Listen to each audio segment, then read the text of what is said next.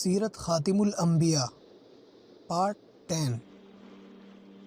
قریش کا آپ صلی اللہ علیہ وسلم کو ہر قسم کی طمع دینا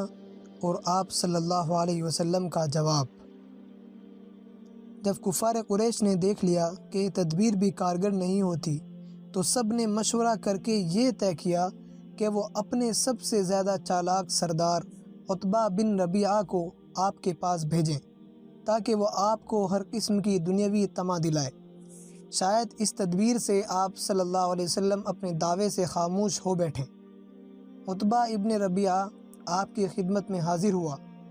آپ صلی اللہ علیہ وسلم مسجد میں نماز پڑھ رہے تھے۔ پاس جا کر کہا کہ بھتیجے، تم حسب و نسب کے اعتبار سے ہم سب میں بہتر ہو، اور اس کے باوجود تم نے اپنی جماعت میں ایک تفریق ڈال دی اور ان کے معبودوں کو اور ان کو برا بھلا کہا، ان کو اور ان کے آباء و اجداد کو جاہل ٹھہرایا۔ تم آج اپنے دل کی بات کہہ دو۔ اگر ان سارے قصوں سے تمہاری غرض یہ ہے کہ بڑی دولت جمع کر لو تو سنو، ہم تمہارے واسطے اتنا مال جمع کر دینے کے لیے تیار ہیں کہ تم اہل مکہ میں سب سے زیادہ مالدار ہو جاؤ، اور اگر یہ چاہتے ہو کہ تمہیں سرداری حاصل ہو جائے تو ہم سب اس پر راضی ہیں کہ تمام قریش کا سردار بنا دیں اور آپ کے حکم کے بغیر کوئی ذرہ نہ ہلائیں، اور اگر آپ کی غرض بادشاہت ہے تو ہم آپ کو اپنا سب کا بادشاہ بھی بنا سکتے ہیں، اور اگر تم پر معاذ اللہ کسی جن کا اثر ہے اور یہ اسی کا کلام یعنی وحی ہے تم لوگوں کو سناتے ہو اور تم اس کے دفع کرنے سے عاجز ہو تو ہم آپ کے لیے کوئی طبیب تلاش کریں جو آپ کا علاج کرے۔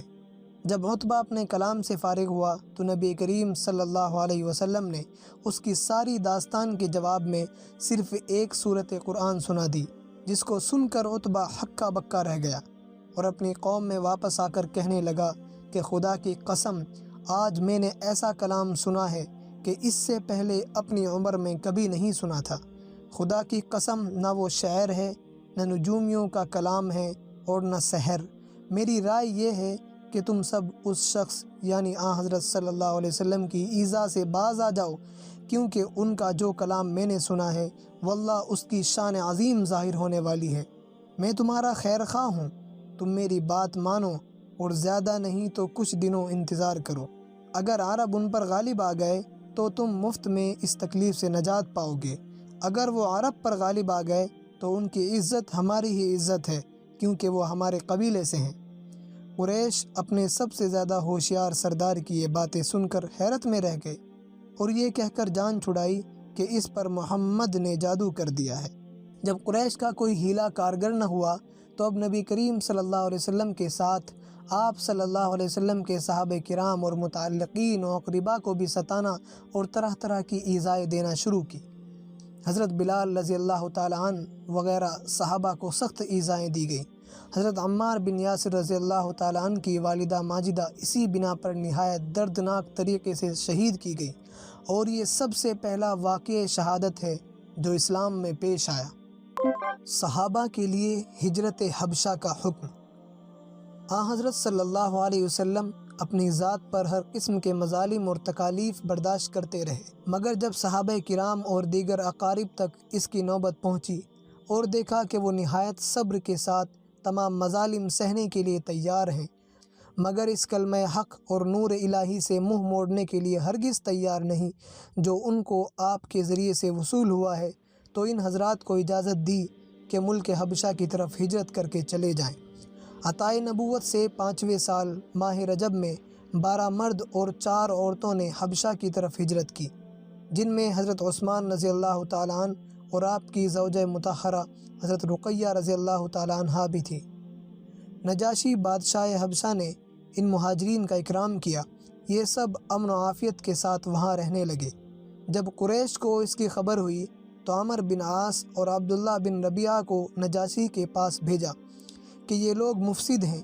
ان کو اپنی قلمرو میں ٹھہرانے کی اجازت نہ دو بلکہ ان کو ہمارے سپرد کر دو۔ نجاشی ایک سنجیدہ آدمی تھا۔ اس نے ان کے جواب میں کہا کہ میں یہ کام اس وقت تک نہیں کر سکتا جب تک ان کے مذہب اور خیالات کی تحقیق نہ کر لوں۔ ان حضرات سے جب نجاشی نے یہ دریافت کیا کہ اپنا مذہب اور اس کے صحیح واقعات بتلائیں تو جعفر بن ابی طالب رضی اللہ تعالیٰ عنہ آگے بڑھے اور فرمایا، شاہ، ہم پہلے جاہلیت والے تھے، بتوں کی پوجا کرتے اور مردار جانور کھاتے تھے، فحش کاری، قطع رحمی، بد اخلاقی میں مبتلا تھے، ہمارا قوی ضعیف کو کھا جاتا تھا، یہاں تک کہ اللہ تعالیٰ نے ہماری طرف ایک رسول بھیجا جو ہمارے ہی کنبے سے ہے، ہم ان کے نسب اور سچائی و امانت اور عفت کو خوب جانتے ہیں، اور انہوں نے ہمیں اس کی دعوت دی کہ اللہ کو ایک سمجھیں اور اس کے ساتھ کسی کو صحیح و شریک نہ جانیں، اور بت پرستی کو چھوڑ دیں، سچ بولیں، عزیز و اقارب کے ساتھ صلہ رحمی کریں، پڑوسیوں کے ساتھ اچھا سلوک کریں، اور محرمات سے منع فرمایا،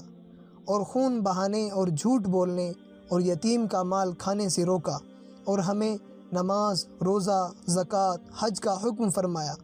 ہم نے جب یہ سنا تو اس پر ایمان لے آئے۔ نجاشی یہ سن کر بہت متاثر ہوا، قریش کے دونوں قاصدوں کو واپس کر دیا اور خود مسلمان ہو گئے۔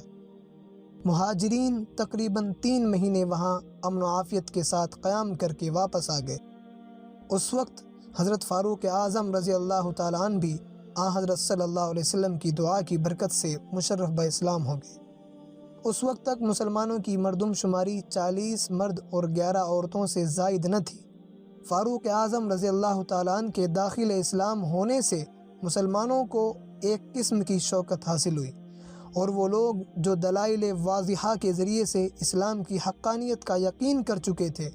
مگر قریش کی ایذا کے خوف سے اسلام ظاہر نہ کرتے تھے، اب علانیہ اسلام میں داخل ہونے لگے۔ اسی طرح قبائل عرب میں اسلام پھیلتا اور ترقی کرتا رہا۔ جب قریش نے دیکھا کہ حضرت صلی اللہ علیہ وسلم اور آپ کے صحابہ رضی اللہ عنہم کی عزت روز بروز ترقی کر رہی ہے، اور بادشاہ حبشہ نے بھی مسلمانوں کا احترام کیا، تو انہیں اپنا انجام نظر آنے لگا۔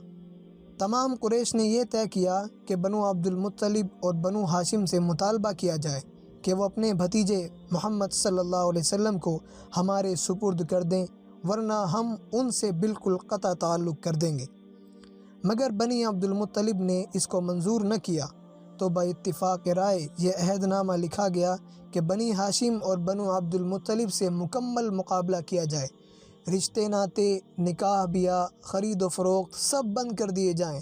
اور یہ عہد نامہ بیت اللہ کے اندر معلق کر دیا گیا۔ ایک پہاڑی گھاٹی میں حضرت صلی اللہ علیہ وسلم اور آپ کے تمام رفقا و اقربا کو مقید کر دیا گیا۔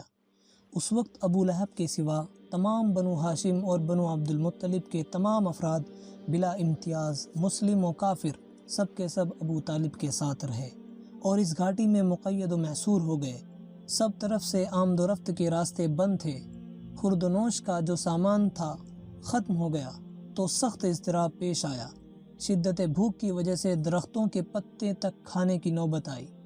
یہ حالت دیکھ کر رسول اللہ صلی اللہ علیہ وسلم نے دوبارہ صحابہ کرام کو حبشے کی طرف ہجرت کرنے کے لیے فرمایا۔ اس مرتبہ ایک بڑے قافلے نے ہجرت کی، جس کی تعداد 83 مرد اور 12 عورتیں بیان کی جاتی ہیں، اور پھر ان کے ساتھ یمن کے مسلمان بھی مل گئے،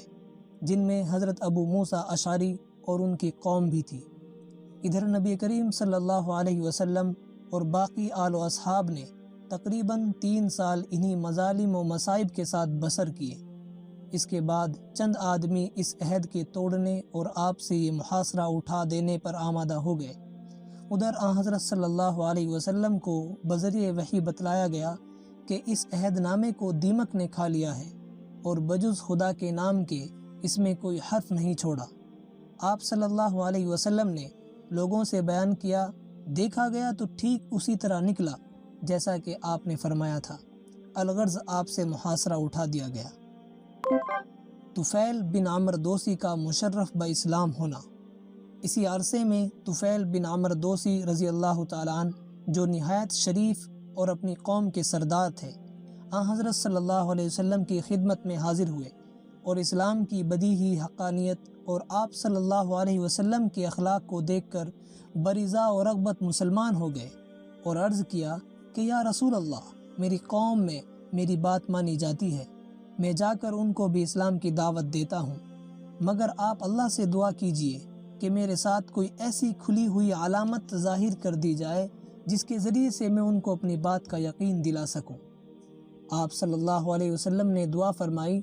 تو اللہ تعالیٰ نے ان کی پیشانی پر ایک ایسا نور چمکا دیا کہ جو اندھیرے میں ایک نہایت روشن چراغ کی طرح چمکتا تھا۔ جب طفیل بن عمرو دوسی اپنی قوم کے پاس گئے تو یہ خیال ہوا کہ کہیں میری قوم اس نور کو کوئی مصیبت اور بیماری نہ سمجھے اور یہ نہ کہے کہ اسلام قبول کرنے کی وجہ سے مجھ پر یہ مرض مسلط ہو گیا ہے، اس لیے دعا کی کہ یہ نور آپ کے تازیانے میں آ جائے۔ اللہ تعالیٰ نے دعا قبول فرمائی اور اس نور کو ان کے کوڑے کے ساتھ گندیل معلق کی طرح لگا دیا۔ اپنے قبیلے میں پہنچ کر تبلیغ کی۔ کچھ آدمی آپ کی سعی سے مسلمان ہوئے، مگر چونکہ ان کے گمان کے مطابق زیادہ نہ ہوئے، اس لیے حضرت صلی اللہ علیہ وسلم کی خدمت میں حاضر ہو کر عرض کیا کہ آپ دعا فرما دیجئے تاکہ میری صحیح کامیاب ہو۔ آپ صلی اللہ علیہ وسلم نے دعا فرمائی اور ارشاد کیا کہ جاؤ اب تبلیغ کرو اور نرمی سے کام لو۔ طفیل بن عمرو لوٹے اور پھر لوگوں کو اسلام کی طرف بلایا اور خدا کے فضل سے ایسے کامیاب ہوئے کہ غزوہ خندق کے بعد 70-80 گھرانے مسلمان کر کے غزوہ خیبر میں اپنے ساتھ لائے اور سب شریک جہاد ہوئے۔ ابو طالب کی وفات۔ اسی عرصے میں آپ صلی اللہ علیہ وسلم کے چچا ابو طالب کی وفات ہو گئی۔ یہ سانحہ نبوت سے 10ویں سال ماہ شوال کے نصف پر پیش آیا اور اس کے 3 دن بعد حضرت خدیجہ رضی اللہ تعالیٰ عنہ کی وفات ہو گئی، اور اسی لیے حضرت صلی اللہ علیہ وسلم نے اس سال کو غم کا سال فرمایا۔